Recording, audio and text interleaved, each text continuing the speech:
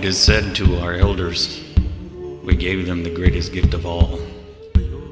We gave them stories of a time long ago of great wars and great battles, and stories of great warriors. Stories such as this one. An old man had told me once a long time ago the story of 3 little boys riding their horses on the great prairie. Among the Sioux, the buffalo they called Tatunka. One of these little boys' horse had stepped in a gopher hole and thrown him down to the ground. And the other boys had laughed at him because they probably thought it was funny.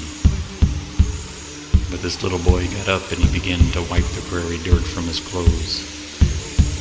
And all of a sudden he heard warning cries come from the other 2 boys on the horses.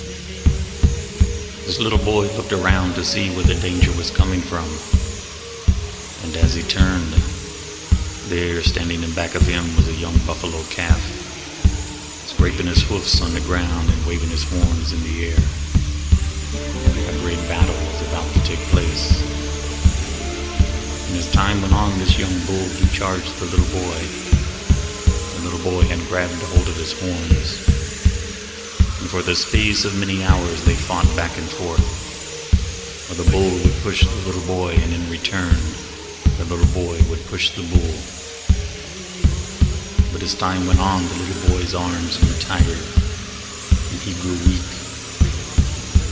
So he lifted his voice to the great Creator who lived above the sky, and he asked for strength, that he could defeat his enemy. And because of his faith, he was given the strength that he needed. And he began to push, and he pushed, and he pushed that bull. And finally, the little bull's legs had given out from under him, and he fell and sat upon the ground. The little bull, knowing he was defeated, got up and he ran back into the herd. And then you could hear the victory cries come from the other 2 boys on the horses. He just won that great and noble battle. They returned back to the camp that evening. They rehearsed this story to the chief and the medicine man who was there. And the medicine man, he knew this little boy. He walked over to the little boy and he put his hands upon his shoulders. And he spoke these words.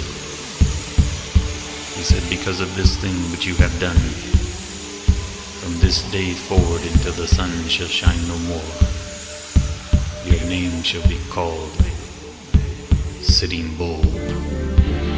Agreed to tunk and tunk. And one day you will be a mighty